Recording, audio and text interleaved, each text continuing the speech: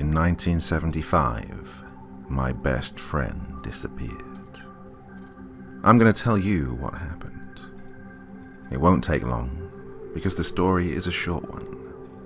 But that's a necessity of the facts. Quite simply, there aren't many. Here they are. His name was James Wade. He was 13 years old. One night he went to bed, and the next morning he wasn't there. The front door was open, and James was gone. The house, as far as anyone could tell, hadn't been broken into, and there were no signs of a disturbance. James wasn't a troubled child, and his parents were decent, loving and hard-working. They all lived together in a nice middle-class neighborhood in the suburbs. No one ever saw him again. The police had no leads, no clues, and no suspects. The story pretty much starts and ends there. Pretty much, but not quite. James disappeared on a Wednesday night. I saw him in school earlier that day, and he told me that, the previous night, something had woken him up in the early hours of the morning. Exactly what, he couldn't say. It was late November, and when he'd gone to bed, the wind had been shrieking with a vengeance. But when he woke up, everything was deathly still. Maybe the sudden quiet woke him. Sleep is strange like that. Whatever it was, when he did wake, he woke with a crawling sense of dread. Like he'd just surfaced from a nightmare, and as he lay there with his heart pounding in his chest and the silence pounding in his ears, he heard something. Faint at first. The low, heavy growl of a big diesel engine. Somewhere close and getting closer. Then, as it approached his house, he heard a second noise. It took him a moment to realize it was a horn, beeping gently, like someone taking care not to wake the whole street, tapping out a friendly rhythm, a kind of toot-toot, toot-toot. But it was a horrible noise, James said, tortured and unnatural, like the honking of a dying goose. He crept to the window and looked outside. Crawling down the empty street at the unhurried pace of an ice cream van was an old school bus, a battered yellow GMC, one of those things that looks like a cross between a tractor and a horse box. It looked like it had been driven through a swamp. There were mud splatters radiating out from the rusted wheel arches, and dead leaves rotting in the windscreen grille. The windows were streaked with grime. At least one of them was cracked. Some of the body panels had been replaced, and the bodywork was a patchwork of yellow shades, adorned with black lettering that was peeling away. Hanging off the sides of the bus like shreds of torn skin. James didn't switch on the bedroom light, and he didn't open the curtains. He just kind of peered through a crack between the drapes. But when he did, the bus rolled to a stop. It stood there for a few moments, idling in the center of the road. Then, its headlights flashed. By now, James's skin was crawling in terror. Seeing an old school bus on a quiet residential backstreet in the early hours of the morning was a strange sight. but it shouldn't have been one that inspired blind terror. Nonetheless, it did. James could sense that something was very, very wrong. He dived back into bed and pulled the sheets over his head.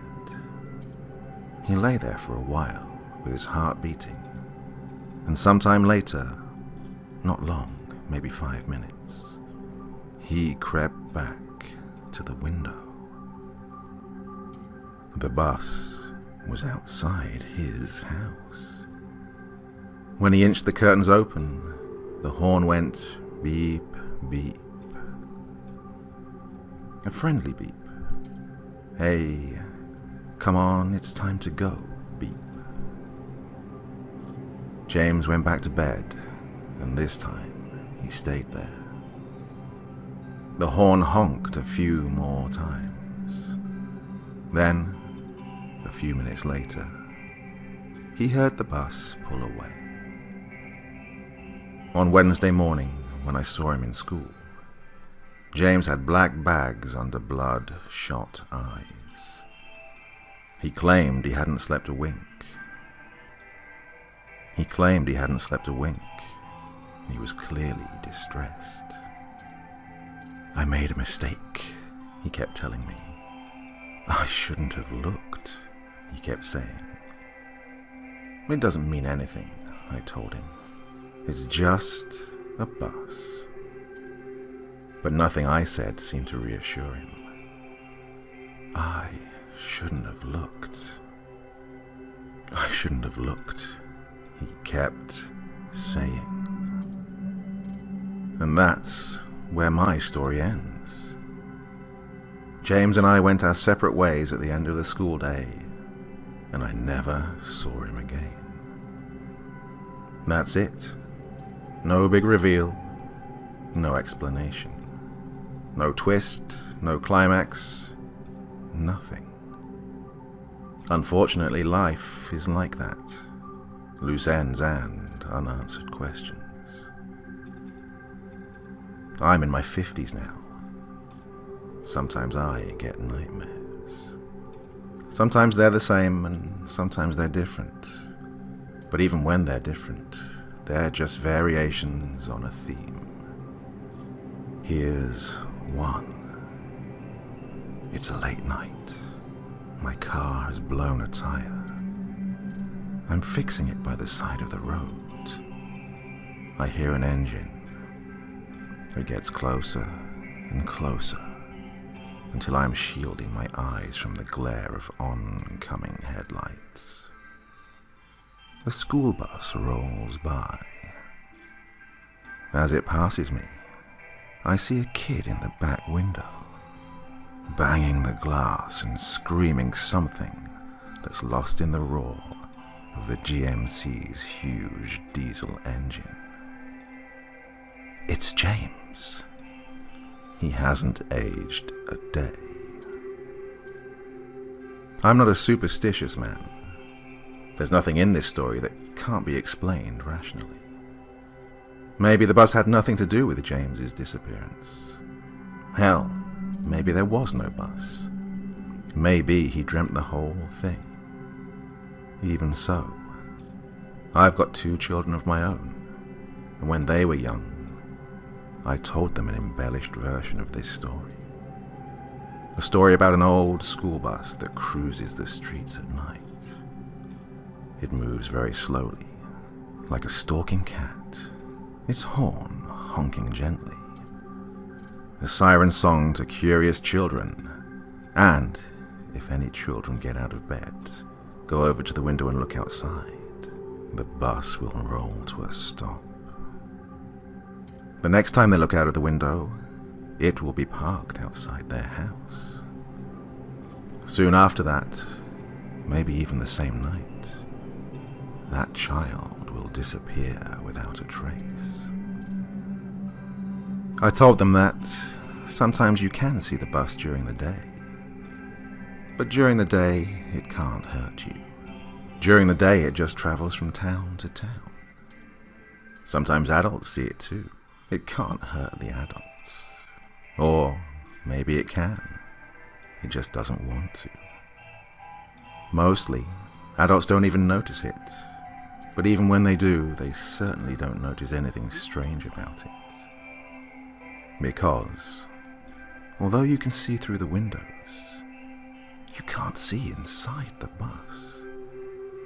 You can't see the children banging on the glass, crying and screaming, and wondering why the hell you're just standing there looking at them, and why the hell you don't do something. You can't see the children who gave up hope long ago and now just sit there, staring into space or sobbing into their laps. The children never get old. The bus never stops. My children cried and wouldn't sleep for a week. My wife was livid. I didn't care. I'm not saying that what I told my children is true. It's a bastardized version of what James told me, with the gaps filled in by my nightmares. Nevertheless, it seemed important to me that my children know that if ever they are lying in bed and if they ever hear the sound of an engine and a honking horn, they must ignore it. Failing that, they should run out of their rooms and come and climb into bed with me and their mother. Anything. Just don't go. Anything. Just